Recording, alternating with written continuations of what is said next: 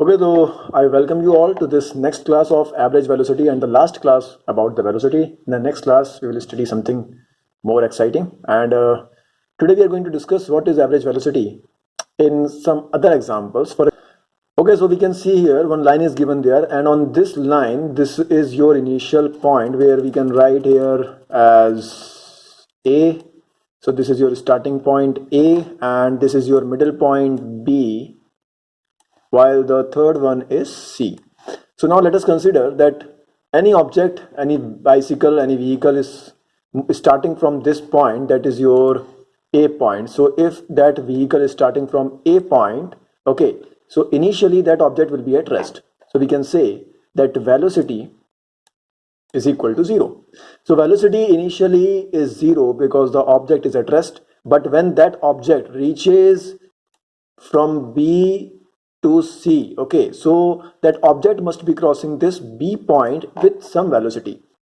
We can see here that object which is crossing the B point will be having this velocity, that is 5 meter per second, and it is started from rest, so velocity is 0. So we can see that initially the velocity was 0, but at this point, at B point, velocity is 5 meter per second. So what do you mean by these two velocities? So we can say initially the body was at rest, so it can be said as that at A point object was at rest. So this is termed as initial velocity, which is equal to 0, while the object, when it passes through B point, then its velocity is 5 meter per second, reaches to C point. We are not interested in C point, we are interested in B point and A point, because between A point and B point the time taken by that particular object is how much? That is 3 seconds. So basically this is the time taken between these two positions, that is A and B. So the velocity at B will be known as final velocity. So now how we can find the average velocity? It is very simple now, because initially the velocity was 0, and at this point, at B point, velocity is 5 meter per second. So we can redefine a new formula for average velocity, and which can be stated as, so the formula for average velocity in this case will be initial velocity plus final velocity divided by 2. So you will get the answer here, 5 plus 0 divided by 2, that is equal to 2.5 meter per second.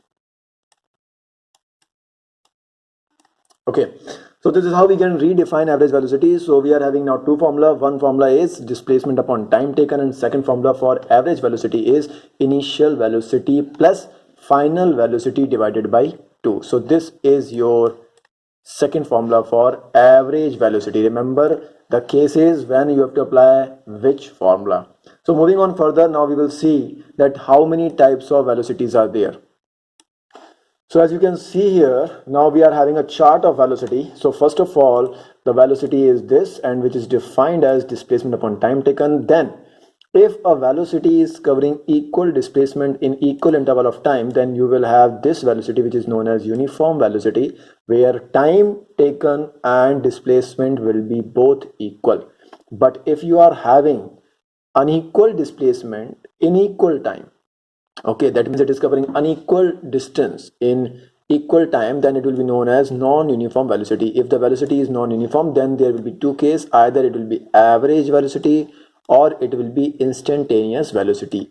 Okay, average velocity, we can say that we are having two formulas. One is again displacement upon time taken, and second one is u plus v divided by 2. While in instantaneous velocity, you must have seen the speedometer. Okay, that speedometer gives you at instant speed. Instant speed means whenever you want to notice the speed, you will notice the speed at that particular time.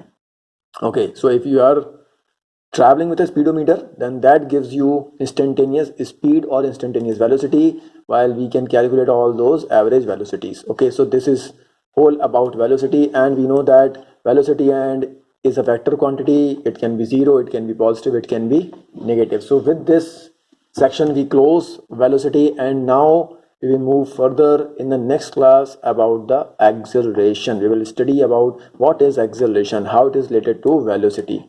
So thank you.